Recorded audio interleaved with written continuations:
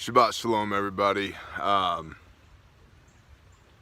going to do Exodus 4, 5, 6, maybe 7. We'll see this morning.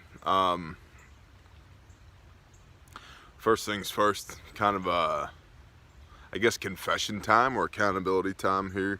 I'm in kind of a weird space this morning. I don't feel terribly great as far as my health goes, but I'm not dying. I just still have a cold. And I was taking some colloidal silver that I got from Charlie Bear that knocked it out pretty good a few days ago, and then I stopped taking it. Now I have a cold again, and I'm not happy about that. But also been doing a lot of research. I had a conviction on tattoos, because I was thinking, some more tattoos would be cool, and I have a bunch already, and I would like more. Well, I got to reading on that, and I've had previous instruction from Pastor Joe and Sister Kate, namely Sister Kate, and I've read up on it before, and there's a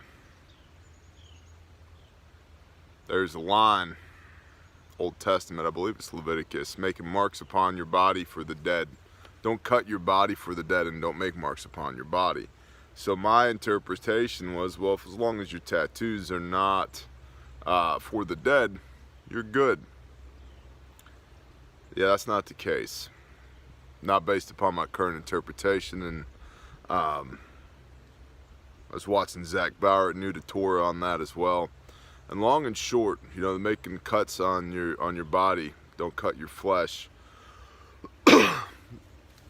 This whole arm right here, that's covered in tattoos, it's got probably about 1,000 cuts on it from a dark period in my life.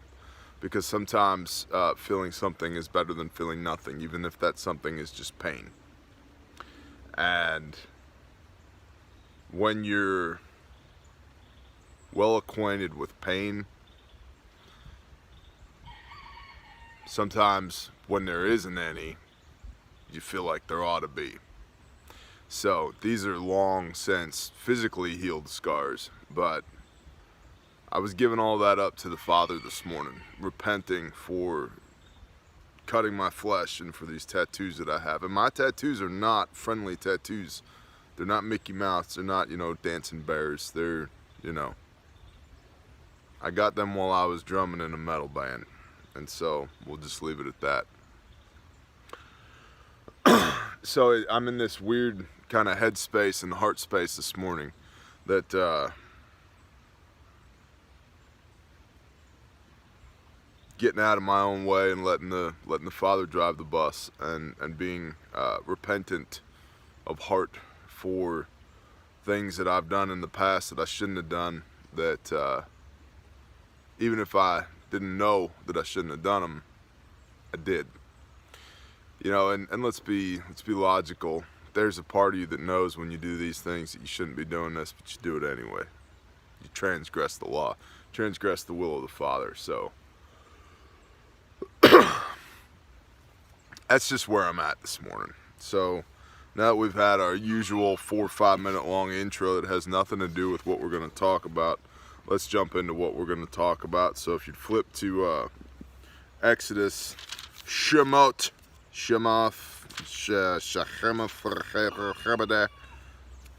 flip to Exodus 4, please. We are reading out of the scriptures, and actually, why I say this intro has nothing to do with what we're about to read. It does, because I'm going to show you guys something you may or may not have noticed the last time you read this, if at all.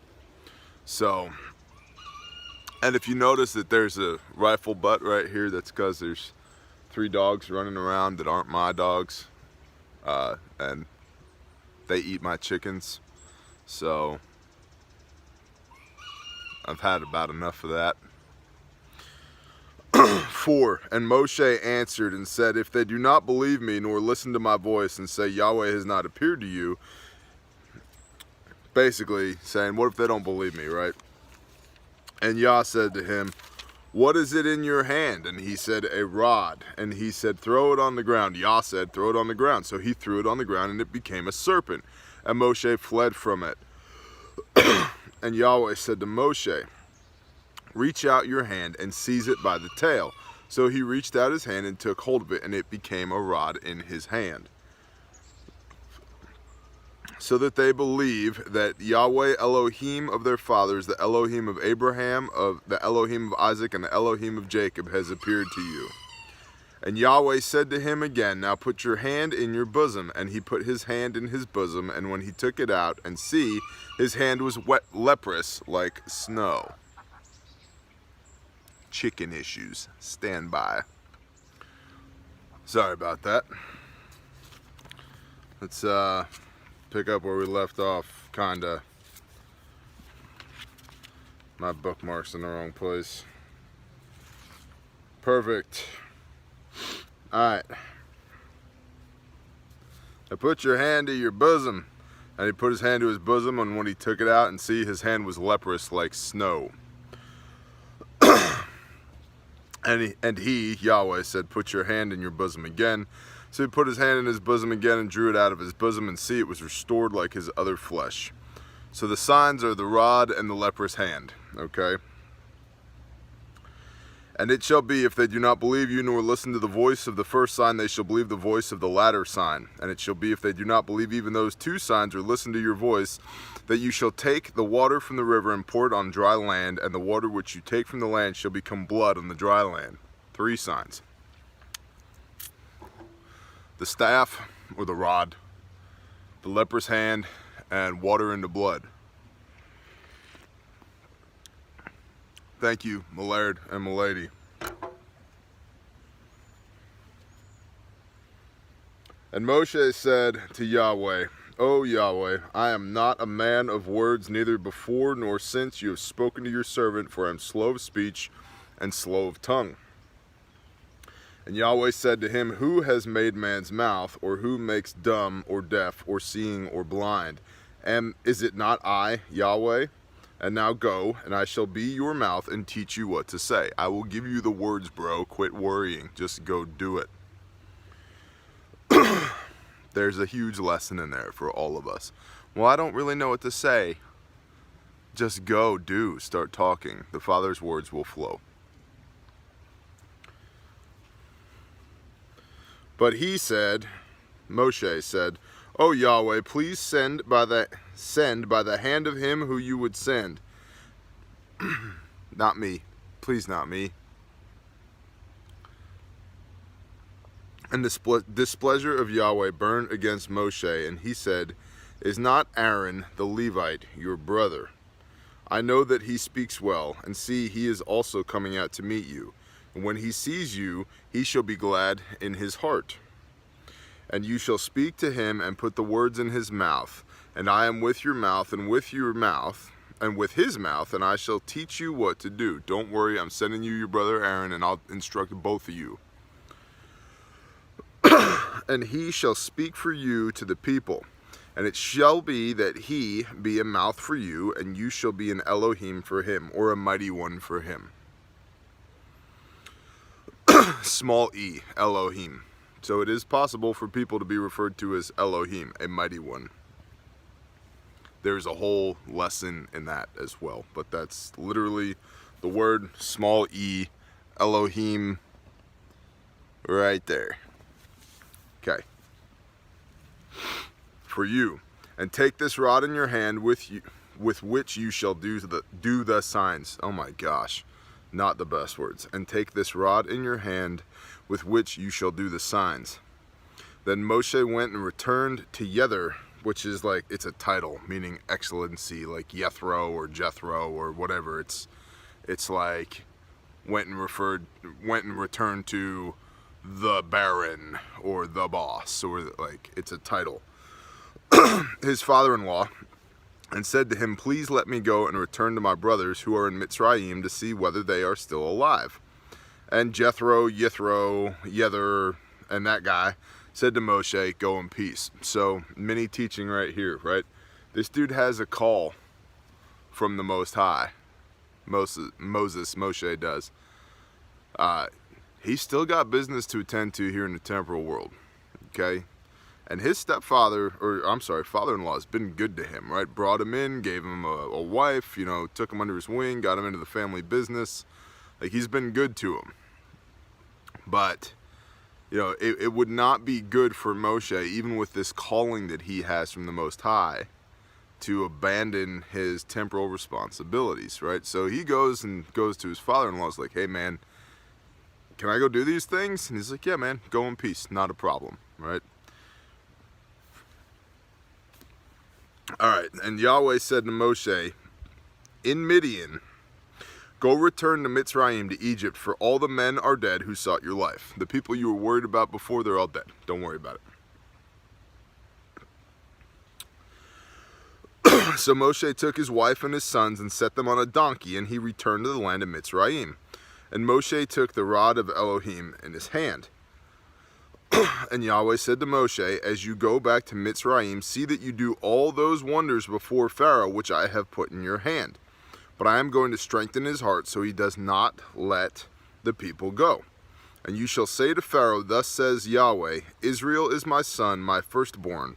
So I say to you, let my son go to serve me. But if you refuse to let him go, see, I am killing your son, your firstborn.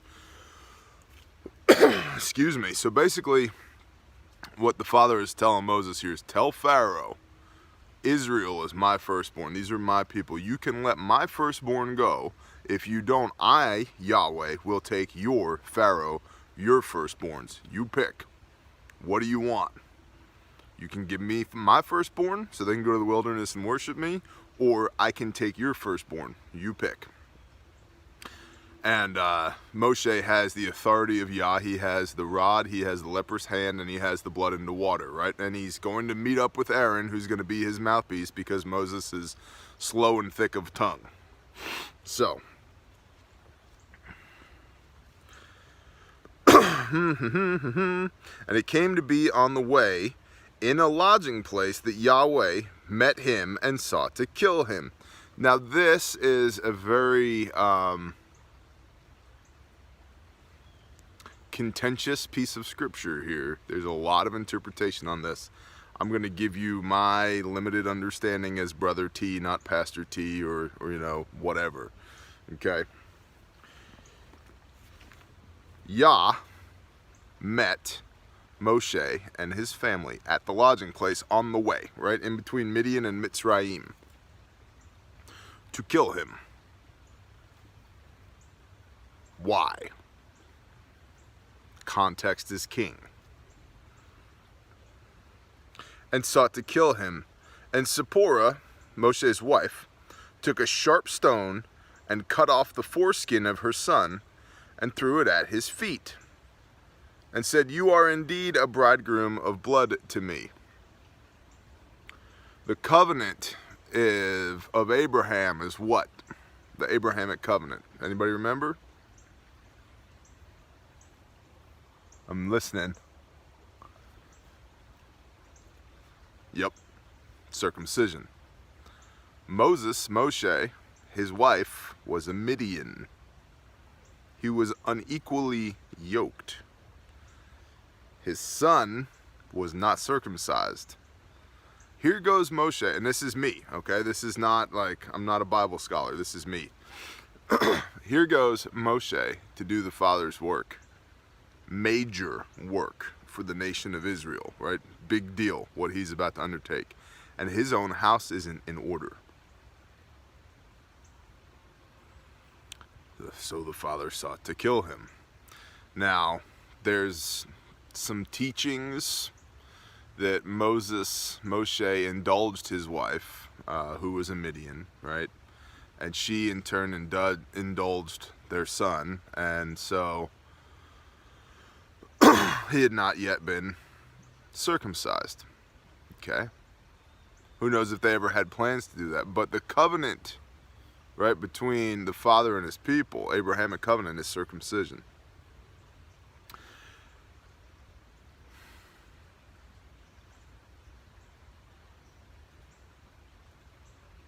The word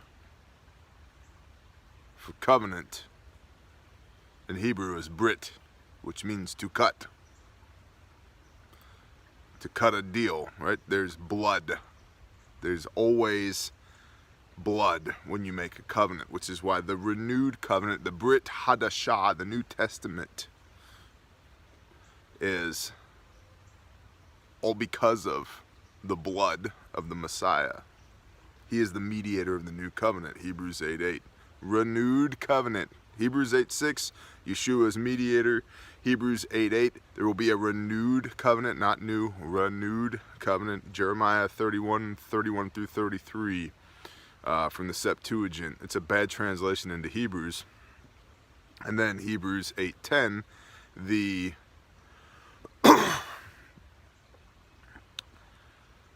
our portion of the covenant, our half of the agreement, is that we have the laws written on our heart.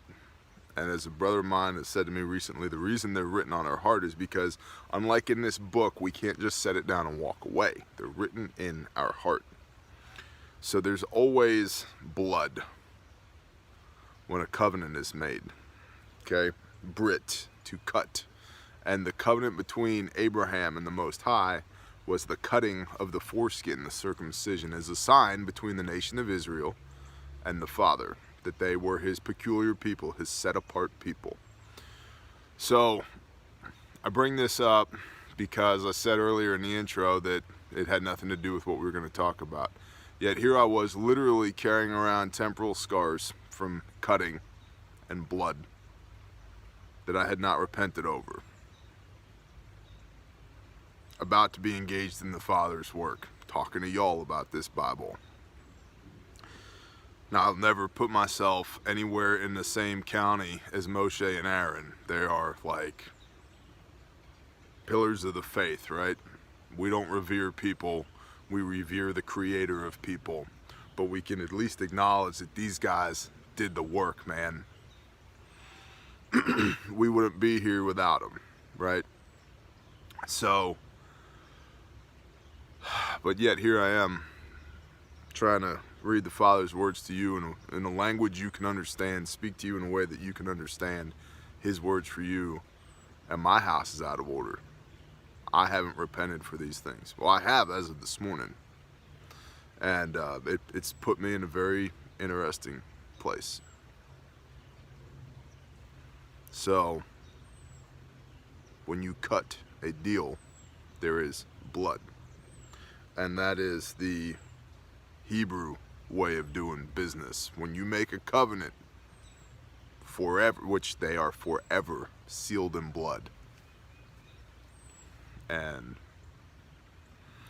that's my interpretation of why Moshe was being sought out by the Most High, and then the Most High was going to kill him because he was about to go do something extremely important, chosen by the Father, and yet his house was out of order. There's a lesson in that for all y'all. Set your house in order. Bring it to the Father. Whatever it is, bring it to the Father. And the other beautiful lesson in that is that we do have redemption through the renewed covenant and through our mediator, Yeshua HaMashiach, Jesus the Christ. Okay? We're good. And I'm good. I don't have to worry about perishing right now or ever again, because I bring these things to the Father, and I'm covered by the sacrificial blood of the Lamb of the renewed covenant, the Brit Hadashah. So that's my interpretation of 24. There's lots of other interpretations, and there's lots of variation on that interpretation, and if you feel so moved, you can burn a week on Google and get 10 Bibles out and dig into it. But that's what I think is going on there. 26. So he, the Father, let him go. Then she said, you are a bridegroom of blood because of the circumcision. We are now in covenant with each other because of the circumcision. And Yahweh said to Aaron, it kind of jumps around a little bit. Then Yahweh said to Aaron, go meet Moshe in the wilderness. And he went to meet him in the wilderness.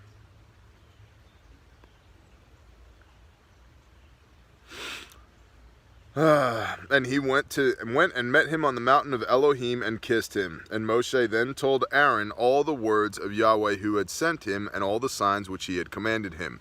And Moshe went with Aaron and gathered together all the elders of the children of Israel. And Aaron spoke all the words which Yahweh had spoken to Moshe. Then he did the signs before the eyes of the people. And the people believed.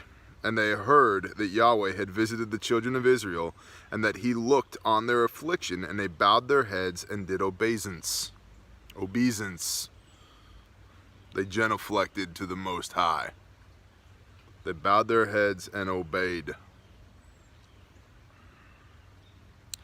And the people believed, and they heard that Yahweh had visited the children of Israel, and that he had looked on their affliction, and they bowed their heads and they obeyed. This is the blueprint for what our lives are supposed to look like. And this concept of the renewed covenant and that we're made whole by the atoning blood of the Lamb, yeah, true. But what did he do? If we're Christians, we're supposed to be Christ-like, right? We're supposed to be as much like our model as possible. What did he do? He did this. What did he preach? He preached this. What did he believe? He believed this. What did he walk? He walked this. This is what we're supposed to be doing. New chapter 5. All right. And afterwards Moshe and Aaron went in and said to Pharaoh, Thus said Yahweh, Elohim of Israel, Let my people go, O Pharaoh, Pharaoh, oh baby, let my people go. I see you, Marlo. I see you. So that they celebrate a festival to me in the wilderness. I wonder which festival that was. 3 times a year, bring all your men to the wilderness so that they may be counted. By the way, you heard it here first, we're working on that. And if you don't do it with us, do it with the other saints in your area, please. We're working on that. It's something that we are going to get better at.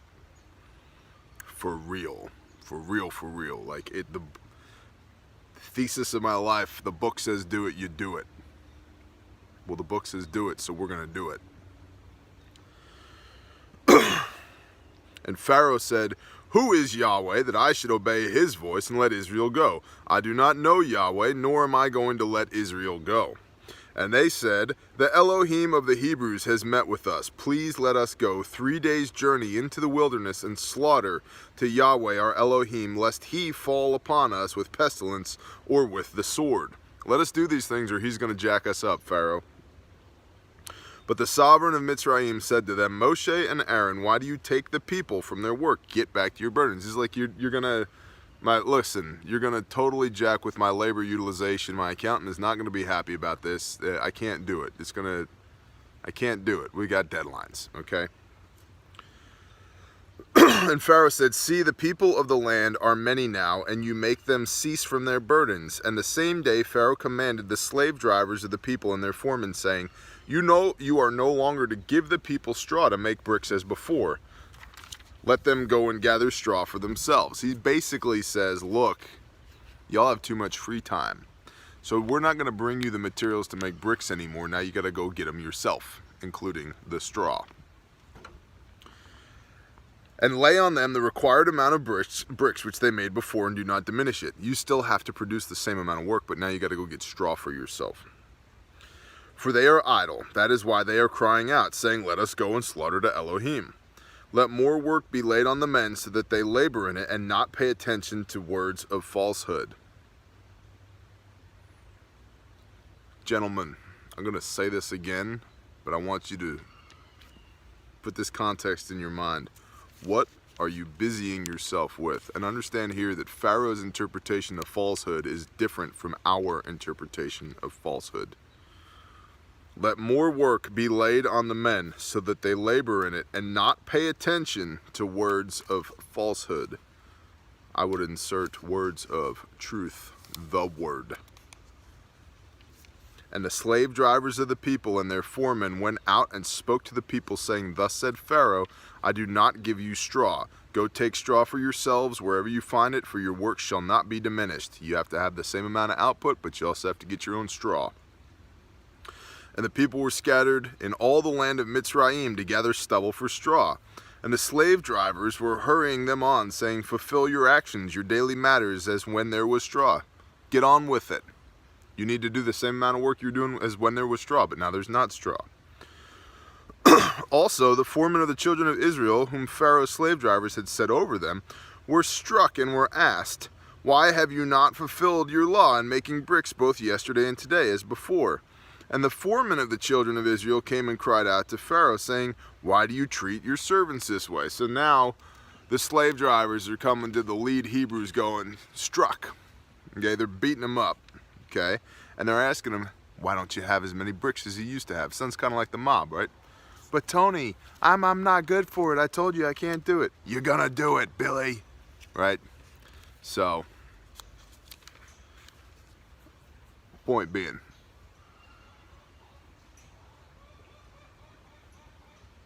sorry, my sheep are rubbing their face on the gate. I guess that feels good for them. It makes a weird noise. So the foremen are getting beat up because they're not filling their orders, okay? Why do you treat your servants this way? 5:16, there is no straw given to your servants, and they say to us, make bricks, and see, your servants are struck, but your own people are at fault. But he said, you are idle, that is why you say, let us go and slaughter to Yahweh. So now go, work, and straw is not given to you, but deliver the amount of bricks. And the foremen of the children of Israel saw that they were in trouble, for it was said, you are not to diminish your daily amount of bricks. And when they came out from Pharaoh, they met Moshe and Aaron, who stood to meet them. And they said to them, let Yahweh look on you and judge, because you have made us loathsome in the eyes of Pharaoh. These are the foremen saying this to Moshe and Aaron. They're saying, screw you guys. God is going to judge you because you made us look like a bunch of idiots in front of Pharaoh. Okay? Let Yahweh look on you and judge, because you have made us loathsome in the eyes of Pharaoh and in the eyes of his servants, to give us a sword in our hand to kill us. They're going to kill us because of you guys. You know, we were barely keeping up with bricks before. Now because of you guys saying, oh, we got to go slaughter to Yahweh. Now we got to keep making bricks, but they're not giving us any straw. So they weren't too happy about this. And Moshe returned to Yahweh and said, Yahweh, why have you done evil to this people? Why did you send me? For ever since I came to Pharaoh to speak in your name, he has done evil to this people, and you have not delivered your people at all.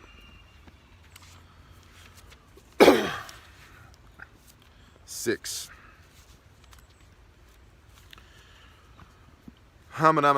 Be warned, there are begats. So everybody got a picture of what's going on here?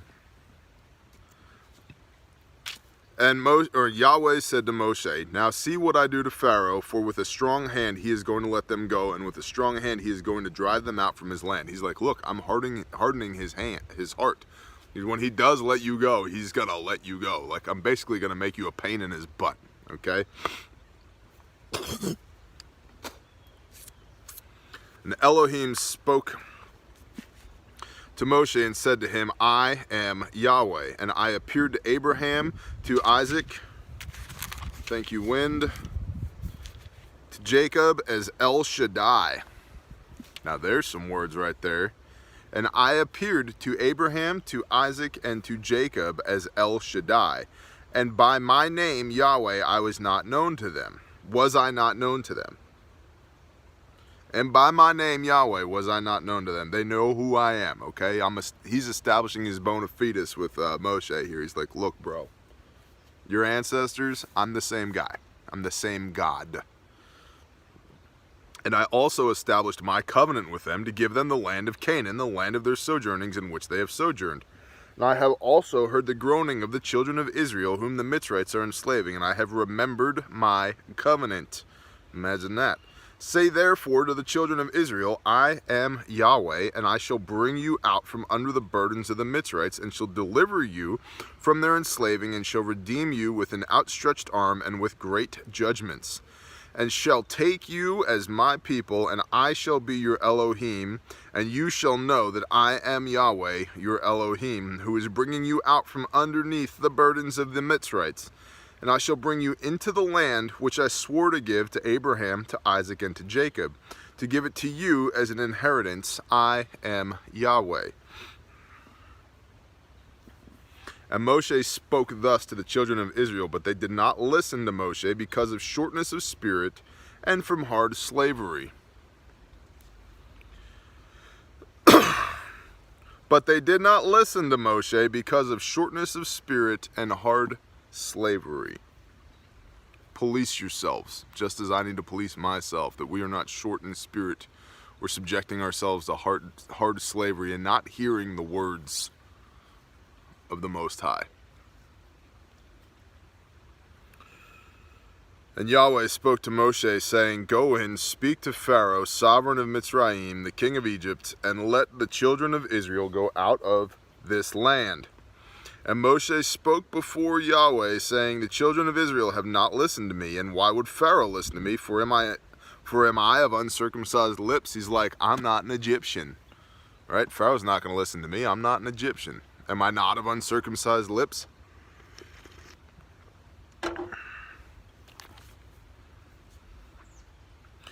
And Yahweh spoke to Moshe and said to Aaron, and gave them a command for the children of Israel and for Pharaoh, sovereign of Mitzrayim, to bring the children of Israel out of the land of Mitzrayim.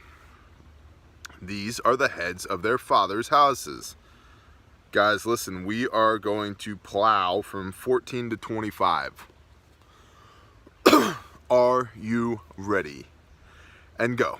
These are the heads of their fathers' houses, the sons of Reuben, the firstborn of Israel, Hanok and Palu, Hetzron and Carmi, and these are the clans of Reuben, and the sons of Simeon, Yemuel, and Yamin, and Ohad, and Yakin, and Shohar, and Shaul, the son of the Canaanite woman. And these are the clans of Simeon, and these are the names of the sons of Levi, according to their generations, Gershon, and Kehath, and Merari.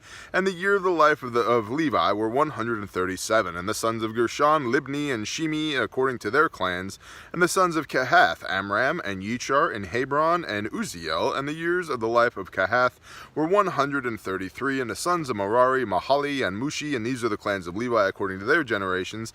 And Amram took for himself Jochebed, his father's sister's wife. Crazy, okay, that's cool, Jerry, and she bore him Aaron and Moshe. And after the years of the life of Amram were 137, and the sons of Yitzhar, which is Korah, and Nepheg, and and Zikri, and the sons of Uziel, which were Mishael, and Elsashabacha, and Sithri.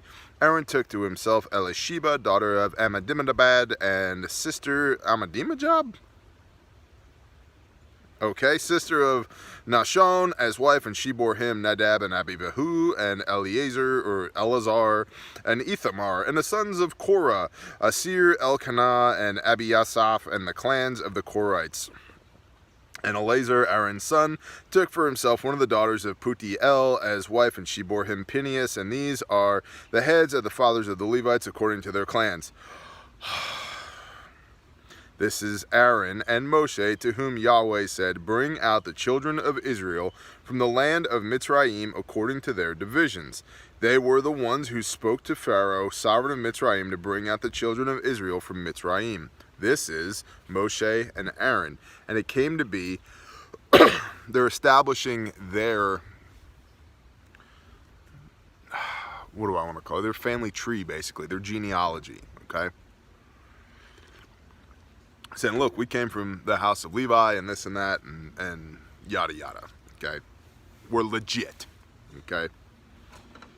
And it came to be on the day when Yahweh spoke to Moshe in the land of Mitzrayim, that Yahweh spoke to Moshe, saying, I am Yahweh, speak to Pharaoh, sovereign of Mitzrayim, all that I say to you. And Moshe said before Yahweh, See, I am of uncircumcised lips, and why would Pharaoh listen to me? So Yahweh said to Moshe, See, I have made you an Elohim. Well, let's see, can we do 7? Yeah, it's not that long. We'll do 7. So So Yahweh said to Moshe, see, I have made you an Elohim, small e, or a mighty one. I've made you a mighty one to Pharaoh. Basically, I've made you like a god to Pharaoh, okay? And Aaron your brother is your prophet, and you shall speak all that I command you, and Aaron your brother shall speak to Pharaoh, to let the children of Israel go out of his land. But I am going to harden the heart of Pharaoh, and shall increase my signs and my wonders in the lands of Mitzrayim. And Pharaoh is not going to listen to you, and I shall lay my hand on Mitzrayim, and bring my divisions and my people, the children of Israel, out of the land of Mitzrayim by great judgments. It's about to go down. And the Mitzrites shall know that I am Yahweh when I stretch out my hand on Mitzrayim, and I shall bring the children of Israel out from among them. And Moshe and Aaron did as Yahweh commanded them, so they did. Now Moshe was 80 years old, and Aaron was 83 years old when they spoke to Pharaoh. And Yahweh spoke to Moshe and to Aaron, saying, when Pharaoh speaks to you, saying, show a miracle for yourselves, then you shall say to Aaron, take your rod and throw it before Pharaoh, and let it become a serpent. Do that roddy, snaky thing. Okay? So Moshe and Aaron went to Pharaoh, and they did the roddy, snaky thing, as Yahweh had commanded them. And Aaron threw his rod before Pharaoh and before his servants, and it became a serpent. But Pharaoh also called his wise men and his practicers of witchcraft, and they, the magicians of Mitzrayim, also did the same with their magic. So Pharaoh's like, neat trick. Hey, Steve, do the roddy snaky thing. And Steve was like, shabam, roddy snaky thing. Pharaoh's like, is that all you got? And they each one threw down their rod, and it became serpents. But the rod of Aaron swallowed up their rods. Oh, snap. Okay. And Pharaoh's heart was strengthened, and he did not listen to them as Yahweh had said. And Yahweh said to Moshe, the heart of Pharaoh is hard. He refuses to let the people go. Go to Pharaoh in the morning as he goes out by the water, and you shall stand by the river's bank to meet him, and take in your hand the rod which was turned into a serpent. And you shall say to Pharaoh, Yahweh, the Elohim of the Hebrews, has sent me to you. Gosh, the words today. And you shall say to Pharaoh, you, Moshe and Aaron, say to Pharaoh that Yahweh, the Elohim of the Hebrews, are we getting the context right here, has sent me to you, saying, let my people go so that they serve me in the wilderness. But see, until now you have not listened. Thus said Yahweh, by this you know that I am Yahweh. See, I am striking the waters which are in the river with the rod that is in my hand, and they shall be turned to blood. And the fish in the river shall die, and the river shall stink, and the Mitzrites shall find it impossible to drink the water of the river. And Yahweh spoke to Moshe, say to Aaron, take your rod and stretch out your hand over the waters of Mitzrayim, over their streams, the rivers, over the ponds, over all the pools of water, that they become blood. And there shall be blood in all the land of Mitzrayim, both in the wooden and stone containers. So not like all the water, all of it. And Moshe and Aaron did so, as Yahweh commanded, and he lifted up the rod and struck the waters that were in the river, in the eyes of Pharaoh and in the eyes of his servants, and all the waters that were in the river were turned to blood. We talked a little bit last week about Moshe, Miriam, and water. Water is a recurring theme, right? You can't live without water. Let any man who thirsts come to me and drink of the water of eternal life, or some such thing, Yeshua said. And the river and the fish that were in the river died, and the river stank, and the Mitzrites were unable to drink the water of the river, and the blood was all in the land of Mitzrayim. And the magicians of Mitzrayim did the same with their magic, and the heart of Pharaoh was strengthened, and he did not listen to them as Yahweh had said. And Pharaoh turned and went to his house, and his heart was not moved by this either. And all the Mitzrites dug all around the river for water to drink, for they were unable to drink the water of the river. And 7 days were completed after Yahweh had struck the river. So for a week, no water. We're going to end there today. We're kind of right smack dab in the middle of this story, but if I just kept reading, we'd have a 4-hour-long video, and for some of y'all that'd probably be okay, and for some of y'all it would not be okay. So I just think we're going to end there. You know what I'm getting out of all of this is that even when you don't feel like you can do what the Father asks you to do, just do it. That's where I'm at this morning, is number one, get your house in order so that you can do his work, right? If you have something to lay at his feet, lay it at his feet and get rid of it, be done with it. Now, these scars and these tattoos that I have, they're not gonna magically disappear, but they're also not gonna matter anymore. So that's cool. That's what we do. We repent, right? Get your house in order so you can do what the Father asks you to do, so he doesn't show up on the side of the road and try and kill you. There's something. That's for real. And then when you are doing what he tells you to do, pretty much remember that the how is none of your business. His business is the how. Your business is the why, and the why is because Yah told you to. So, our half of the bargain is that we go forth and do with these laws written on our heart, and we don't sweat the how, right? We just do our best to be the best servants that we can, and when we're not, we apologize to the Father for our transgression, we repent of our sins, and we go forth and we sin no more. And we do all that because he tells us to, and if we do what he tells us to do, then all of a sudden we're in the right frame of mind, the right frame of spirit to do the work that he has outlined for us. So if we are where we're supposed to be doing what we're supposed to do, what is supposed to happen for us will happen, because his business is the how. He handles the how. Moshe, don't worry about it. I'm in charge of the how. That's what he tells us. He does the how. The how is none of our business. Shalom, y'all.